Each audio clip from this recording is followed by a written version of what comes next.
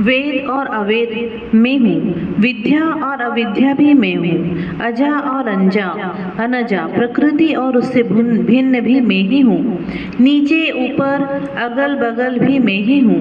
मैं रुद्रों और वसुओं के रूप में संचार करती हूँ, मैं आदित्यों और विश्व देवों के रूप में फिरा करती हूँ। मैं मित्र और वरुण दोनों का, इंद्र एवं अग्नि का और दोनों अश्विनी कुमारों का भरण पोषण करती हूँ। मैं सोम, त्वष्टा, पुषा और भग को धारण करती हूँ। त्रैलोक्य को आक्रांत करने के लिए विस्तीर्ण पादक्षेप करने वाले विष्णु महादेव और प्रजापति को मैं ही धारण करती हूँ। देवों को उत्तम हवि पहुँचाने वाले और सोमरस निकालने वाले यजमान के लिए हवि द्रव्यों से युक्त धन धारण करती हूँ।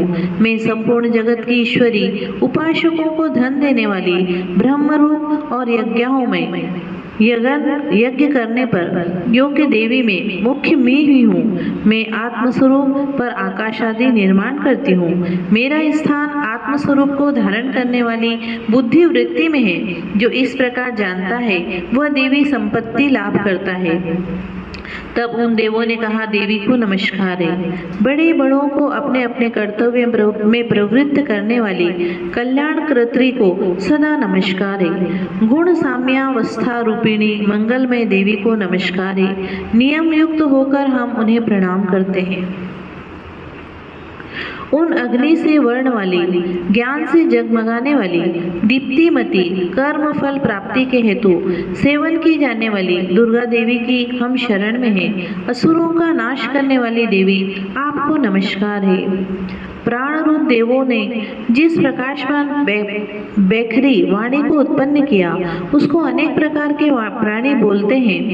यह कामधेनु तुल्य आनंददायक और अन्न तथा बल देने वाली वाग रूपिणी भगवती उत्तम स्तुति से संतुष्ट होकर हमारे समीप आए। काल का भी नाश करने वाली, वेदों के द्वारा स्तुति की हुई विष्णु शक्ति, स्कंद माता, शिव शक्ति, सरस्वती, ब्रह्म शक्ति, देव माता आदिति और दक्ष कन्या सती, पापनाशिनी कल्याणकारिणी भगवती को हम प्रणाम करते हैं। हम महालक्ष्मी को जानते हैं और उन सर्वशक्ति रूपिणी का हम ध्यान करते हैं। वह देवी हमें उस विषय में ज्ञान ध्यान में प्रवृत्त करे। हे दक्ष, आपकी जो कन्या अदिति है वह प्रसूता हुई और उन्हें और उनके मृत्यु रहित कल्याण में देव उत्पन्न हुए। काम क, योनि ए, कमला ई, वज्रप्राणी इंद्र, ल, गुहा हिम, ह, सवर्ण, मातस्रिवा वायु क, अभ्र ह, इंद्र ल, पुनः गुहा होम, स क ल वर्ण और मया हिम। यह सर्वात्मिका जगन्माता की मूल विद्या और यह ब्रह्म स्वरूपिणी है। हे परमात्मा की शक्ति, ये विश्व मोहिनी है। पाश, अंकुश, धनुष और बाण धारण करने वाली है। ये श्री महाविद्या है। जो ऐसा जानता है वो शोक को पार कर जाता है। भगवती, आपको नमस्कार है। माता, सब प्रकार से हमारी रक्षा करें।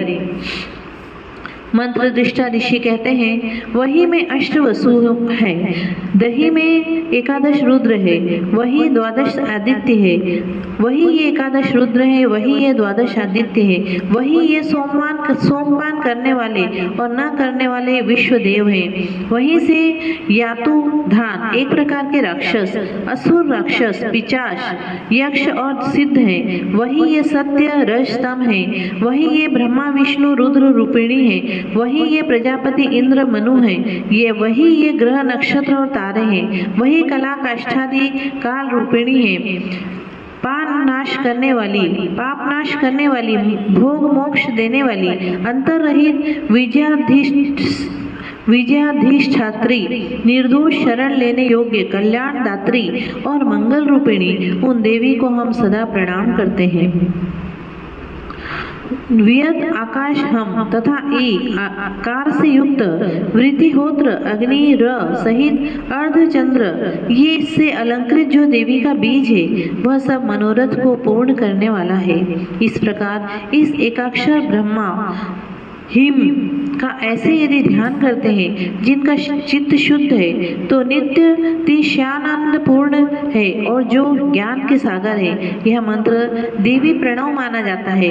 ओंकार के समान ये प्रणव भी सर्वव्यापक अर्थ से भरा हुआ है। संक्षेप में इसका अर्थ इच्छा, ज्ञान, क्रिया, धार, अद्वैत, अखंड, सच्चिदानंद, समरसीभूत शिव शक्ति स्फुरण है। वाणी एम, माया हिम, ब्रह्मासु काम, क्लीम, इसके आगे छठा व्यंजन अर्थात च, वही वक्र अर्थात आकार से युक्त च, सूर्य म, अवाम श्रोत्र, दक्षिण कर्ण उ और बिंदु अर्थात अनुस्वार से युक्त हुम, टकार से तीसरा ड, वही नारायण अर्थात आ से मिश्र डा, वायु य, यही अधर अर्थात ऐ से युक्त यई और विच्चे। यह नरवाण मंत्र उपासकों को आनंद और ब्रह्मा सायुज्य देने वाला है। इस मंत्र का अर्थ है, हे चित स्वरूपिणी महासरस्वती, हे सदरूपिणी महालक्ष्मी, हे आनंद रूपिणी महाकाली, ब्रह्म विद्या पाने के लिए हम हर समय आपका ध्यान करते हैं। हे महाकाली, महालक्ष्मी, महासरस्वती स्वरूपिणी चंडिके, आपको नमस्कार है। अविद्या रूप रज्जु की दृढ़ ग्रंथि को खोलकर मुझे मुक्त करें। हस्त कमल के मध्य में रहने वाली, प्रातःकालीन सूर्य के समान प्रभावशाली, पाश और अंकुश धारण करने वाली, मनोहर रूप वाली, वरद और अभय मुद्रा धारण किए हुए हाथों वाली, 3 नेत्रों से युक्त रक्त वस्त्र परिधान करने वाली और कामधेनु के समान भक्तों के मनोरथ पूर्ण करने वाली देवी को मैं भजता हूँ। महाभय का नाश करने वाली, महान संकट को शांत करने वाली और महान करुणा की साक्षात मूर्ति आप महादेवी मैं नमस्कार करता हूँ।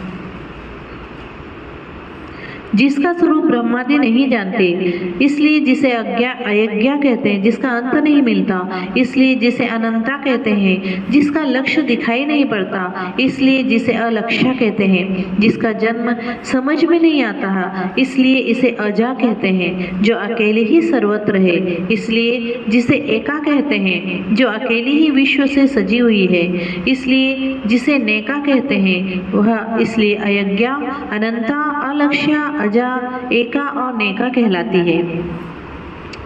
सब मंत्रों में मातृका, मूलाक्षर रूप से रहने वाली, शब्दों में ज्ञान, अर्थ रूप से रहने वाली, ज्ञानों में चिन्मयातीता, शून्यों में शून्य साक्षिणी तथा जिनसे और कुछ भी श्रेष्ठ नहीं, वे दुर्गा नाम से प्रसिद्ध हैं।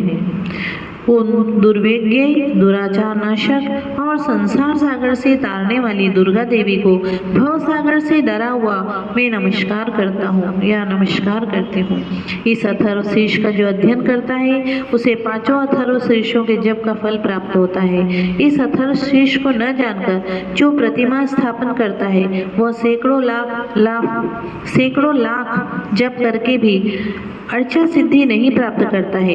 अष्टोत्तर शत 108 बार जप इत्यादि इसकी पुनरुच्चारण विधि है। देवी अथर्वशीर्ष के श्लोक दुर्गा सप्तशती से पढ़े गए हैं। इन श्लोकों में देवी अपने विषय में बताती है। बीच बीच में श्री माता जी ने श्लोकों के अर्थों को स्पष्ट किया है और इनकी व्याख्या की है। ये इस प्रकार है। जब आप किसी को आनंद प्रदान करते हैं, आनंद का स्रोत आनंदातीत होना चाहिए। मैं ज्ञान की दाता हूँ। आत्मा के प्रकाश के बिना किस प्रकार आप किसी चीज का ज्ञान प्राप्त कर सकते हैं? आप देखें कि स्रोत अजन्मा है। यह जन्म ले सकता है क्योंकि यह अनादि है, अतः यह अजन्मा है। अनादि तो है ही यह पूर्ण, परंतु पूर्ण भी जन्म ले सकता है। क्यों न आत्म साक्षात्कार पाले? इसके बिना देवी पूजा करने का क्या लाभ है? आत्मा के ज्ञान के बिना आप यदि कोई पूजा करते हैं तो इसका क्या लाभ है? आपको परमेश्वरी आशीष नहीं प्राप्त होगा। यह बात हजारों वर्ष पूर्व कही जा चुकी है।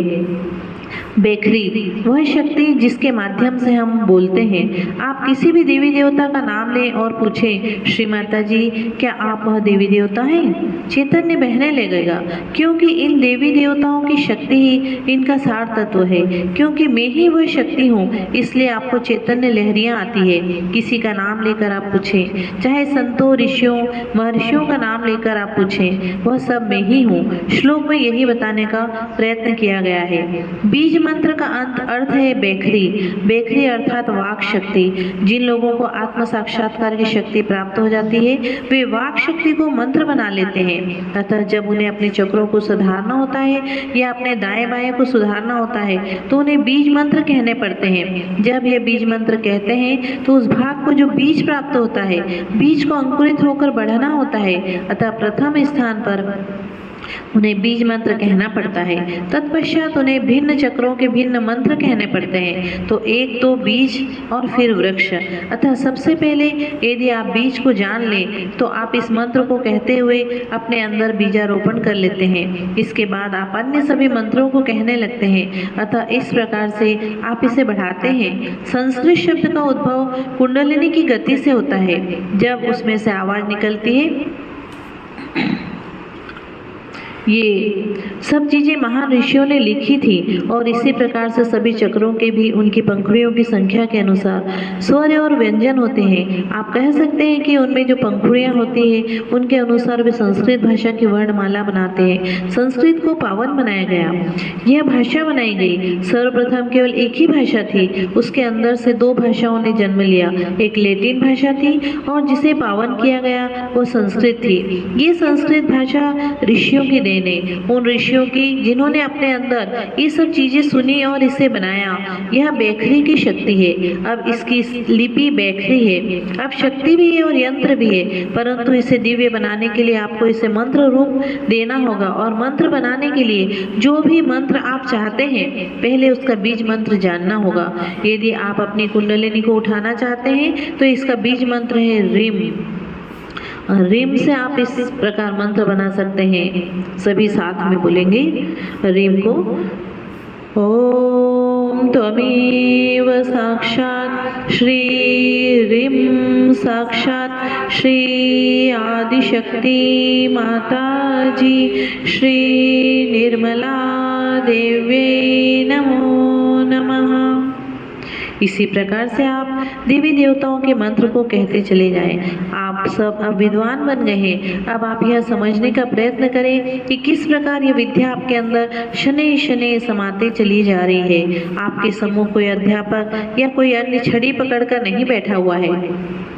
आपके अंदर से और बाहर से पूरी विद्या प्रकट हो रही है। मैं जो भी कहती हूँ उसे आप अपने चैतन्य लहरियों के द्वारा जांच सकते हैं। तो यह विद्या आपके हाथों में समाती है। आप इसे इसलिए स्वीकार नहीं करते कि मैं इस बात को कह रही हूँ। आप इसे इसलिए स्वीकार करते हैं क्योंकि यही सत्य है। इसी कारण से स्वीकार करते हैं। मान लो मैं कहती हूँ कि यह जल है तो क्या आप इसे पिएंगे और देखेंगे कि यदि यह प्यास बुझाता है, केवल तभी आप विश्वास करते हैं कि यह जल है, अन्यथा आप विश्वास नहीं करते। यह भी ऐसे ही है। हम स्वयं सिद्ध हैं। राधा शक्ति है। जो शक्ति को धारण करती है वह राधा है। वे महालक्ष्मी है और यही कारण है कि वे कुंडलिनी को संभालती हैं। ई आद्या माँ है और वह शक्ति है जो कुंडलिनी है। अतः रिम का अर्थ है कि आपके अंदर महालक्ष्मी तत्व से गुजरकर आने वाली शक्ति है जो कि रा है। आप देखें कि ऊर्जा इस मार्ग से गुजरती हुई आदि शक्ति की ओर बढ़ती है। अतः रिम क्योंकि योगी जन केवल एक तार योग होने में विश्वास रखते हैं, वे उससे जाप करते हैं। योगी योग में विश्वास करते हैं, अतः उन्हें शक्ति की तथा आदि शक्ति की भी देखभाल करनी होती है। यह बात बहुत महत्वपूर्ण है क्योंकि शक्ति को इसी प्रकार से होना चाहिए। वह कुंडलिनी हो या आध्या माँ। 14,000 वर्ष पूर्व ऋषियों ने यह सब कुछ लिखा था और यह अक्षर से सत्य है और आप इसे जानते हैं। अब आप ये पुस्तक देवी सप्तशती पढ़ेंगे तो आप समझ जाएंगे। चित्त स्वरूपिणी दाई और महासरस्वती, फिर सत्य स्वरूपिणी महालक्ष्मी है, आनंद स्वरूपिणी महाकाली है। आप सब ये जानते हैं। ब्रह्म ज्ञान प्राप्त करने के लिए हम सदैव आपका ध्यान करते हैं। उसके बिना ही आपने प्राप्त कर लिया है। बिना ध्यान धारणे के ही आपने आत्म साक्षात्कार प्राप्त कर लिया है। अब आप अवश्य ध्यान करें। मैं नहीं जानती कि इसके विषय में क्या किया जाए। साक्षी अवस्था में आप शून्य बन जाते हैं। साक्षी अवस्था में आपका मैं अहम शेष नहीं रह जाता है। आप मात्र अंदर देखें और वह शून्य हो जाता है। तो जब आप शून्य अवस्था में होते हैं तो शक्ति कौन है? ये वही है। आप निर्विचार अवस्था में हैं।